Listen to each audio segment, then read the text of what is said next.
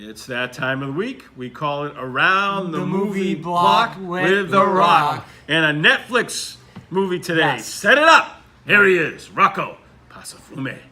Thank you very much, Howie. As mentioned, I'm going to kind of switch gears a little bit this week. What I've noticed is Netflix, which has become the predominant way people consume entertainment, screen entertainment these days, has had a lot of romantic movies out in the last couple of months, and we've seen it's mostly been teen movies that we've seen, like The Kissing Booth and To All the Boys That I've Loved Before and Sierra Burgess is a Loser.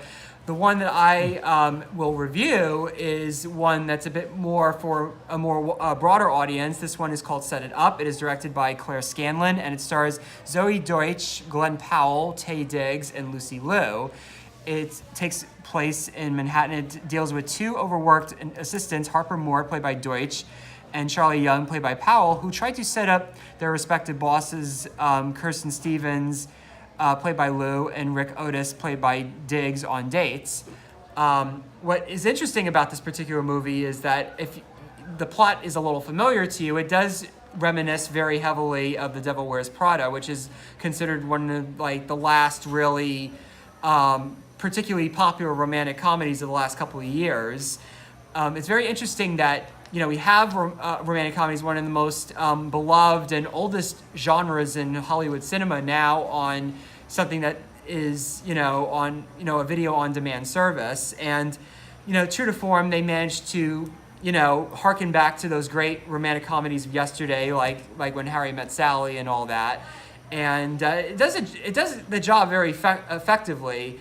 The thing that's a bit of a drawback with this particular movie is that usually when we see romantic comedies, we're used to seeing, more recognizable stars do these roles. For some reason, not to say that Zoe Deutsch and Glenn Powell are not, they don't do their jobs effectively in these roles, but you don't get that same sense of gravitas that you see when you have like a Julia Roberts, or you have, a Meg Ryan, or somebody that's a bit more familiar, really front and center with these types of movies, or even mainly a lot of these more famous, celebrity actors that do these types of movies. So you really get a sense of maybe why the romantic comedy really relies on these big stars to do it. Like, even if the characters are, because most times you see romantic comedies, you see characters in situations that are very familiar to a lot of us. And this particular movie, the situation is relatively familiar, but it's pleasantly so. I think that, like with Crazy Rich Asians before, it's a very pleasant movie. It offers something a little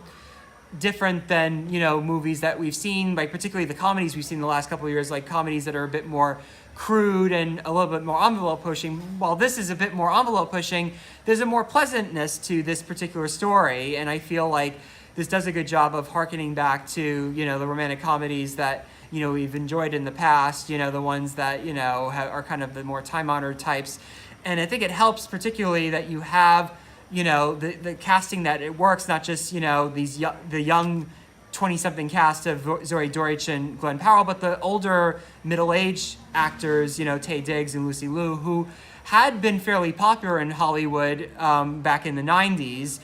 And they are pretty much play a strength into, how really well made the movie is overall. I think it's a worthy view on Netflix. And it really shows just how much Netflix has really changed the dynamic of, these types of movies, movies that we're used to seeing in the big screen, but, we're seeing it on a smaller screen. And I think that, it's shown that Netflix has done a fairly effective job doing these kinds, providing entertainment that, we're used to seeing on the big screen. So overall, I think Set It Up is a pretty decent, pretty pleasant romantic film, and I think it held much for people to enjoy. I think that even if you're not, a 20-something or 30-something viewing this, like especially even if you're an older viewer, I think it'll give you enough fond memories of these old type of, romantic comedies, because there's enough, callbacks to those types of movies in this movie. So you get a real sense that it's made by somebody who is fairly familiar with the genre. So I think overall, it definitely makes a good case for